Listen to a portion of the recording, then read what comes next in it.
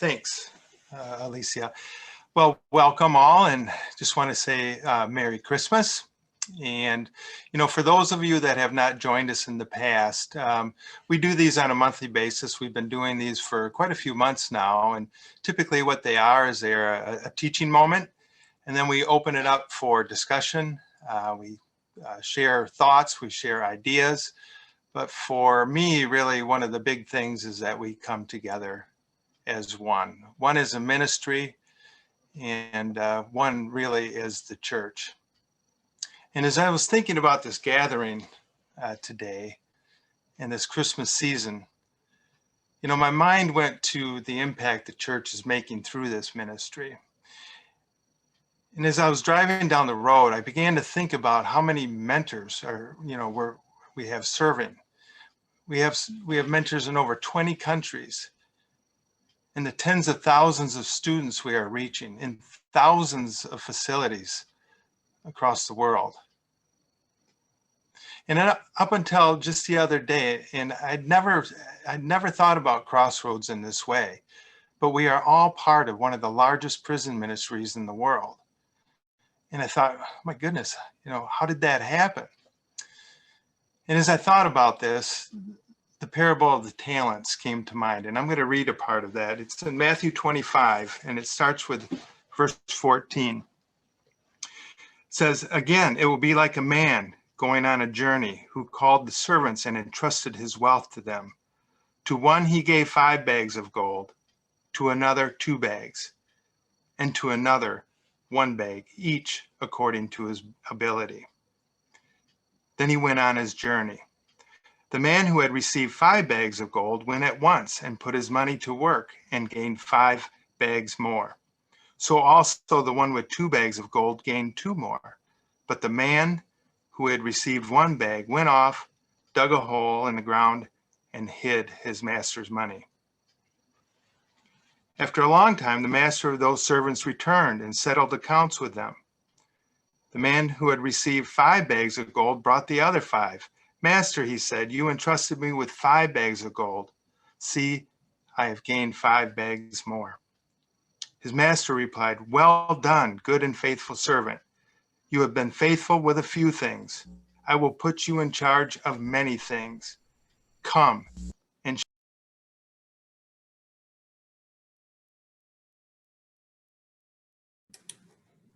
Doug, can you please unmute yourself?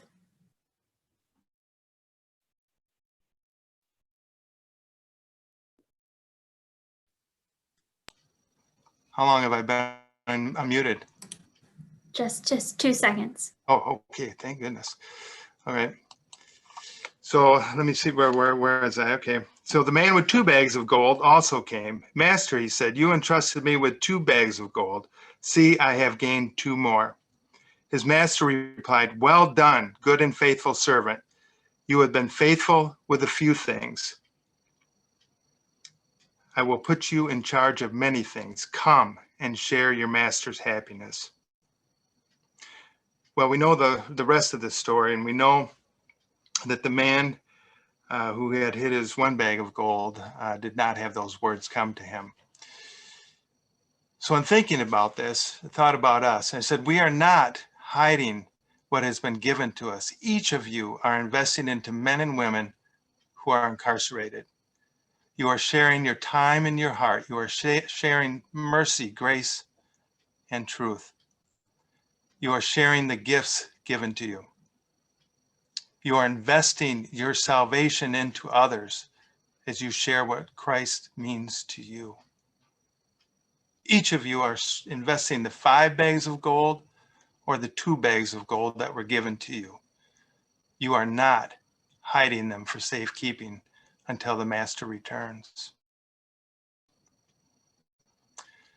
God is blessing your ministry, our ministry. I believe that we are being faithful with the talents given to us.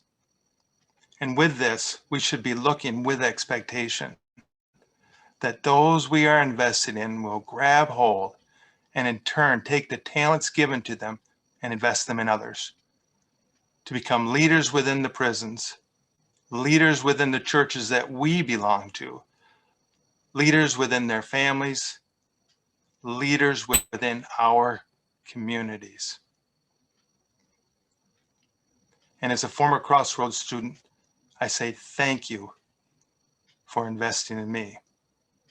And I say, well done, good and faithful servant. I'm going to turn it over to Lisa Blystra, our president. But Lisa is also a very, very dear friend to myself and my family. So it's just my pleasure to introduce her to you. And so go ahead and take it from here, Lisa. Thank you, Douglas. It is my privilege to join you all today. And I too would like to start with saying Merry Christmas. And I'll stop for a minute and say Merry Christmas in 2020. Really? Is there merriment? My story toward Crossroads started about 20 years ago when I first assumed the seat that many of you are sitting in today as a mentor. I had the wonderful privilege of befriending a family who had encountered some difficulty, and my friend was headed off to prison. And in December of the year 2000, I found myself sitting up in the Upper Peninsula of Michigan, where there was lots of snow, in a prison waiting room that was cold, that was dark, that was dreary.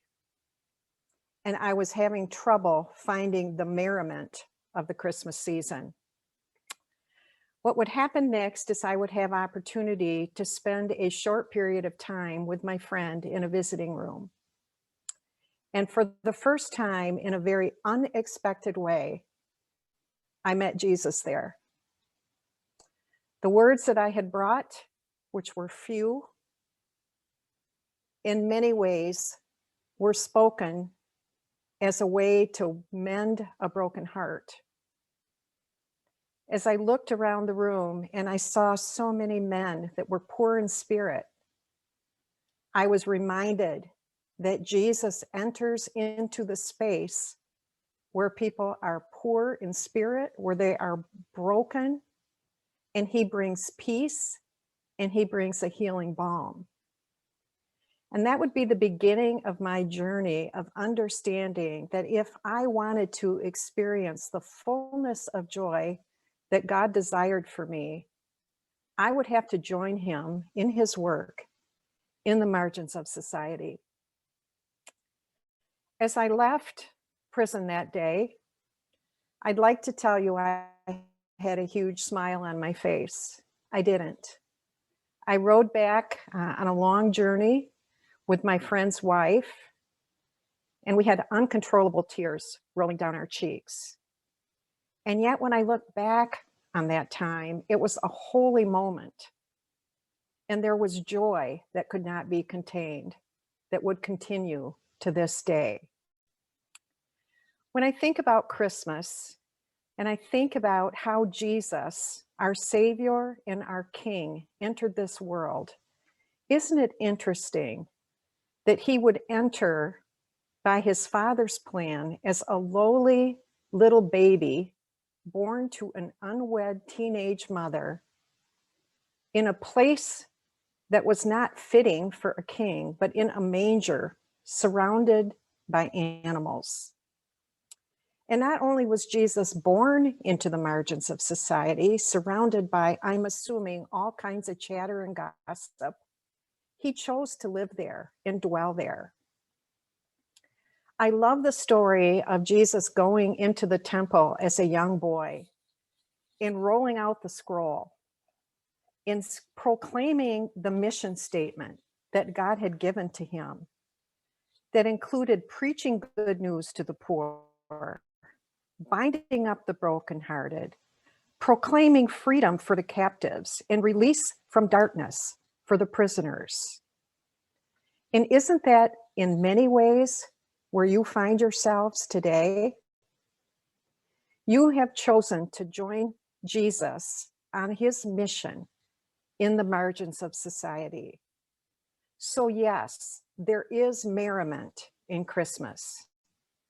And more than that, there's reason to believe that there is more happiness in the year ahead. When I think back of the year 2000, my joy continued to 2001, 2, 3, 4, 5, 6, 7, 8, 9, 10, 20, and I believe it will continue into the year 2021.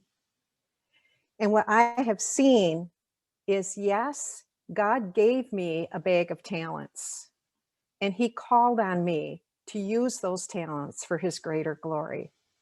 And the return on investment is I am sitting here today as a leader of a ministry that in many ways is being led by my friend who I mentored back in 2000, whose name is Douglas Couperi, who is depositing his talents into the lives of many of you. So I come to you today to say, yes, it is indeed a Merry Christmas. And we have all kinds of reasons to celebrate what is ahead for us in the new year. So thank you so much for being faithful to the mission that God has called you to, that are expressed through these words of Jesus that are written in Isaiah 61. The Spirit of the Sovereign Lord is upon you, because the Lord has anointed you to proclaim good news to the poor. He has sent you to bind up the brokenhearted, proclaim freedom for the captives, and release from darkness for the prisoners, to proclaim the year of the Lord's favor and the day of vengeance of our God, to comfort all who mourn, and to provide for those who grieve in Zion, to bestow on them a crown of beauty instead of ashes, the oil of joy instead of mourning, and a garment of praise instead of a spirit of despair. They will be called oaks of righteousness, a planting of the Lord for the display of his splendor. May you find yourselves faithful to that mission in the year 2021. Thank you for all you do, and may God bless you abundantly.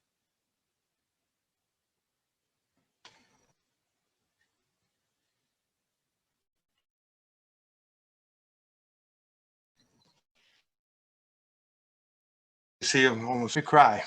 Thank you.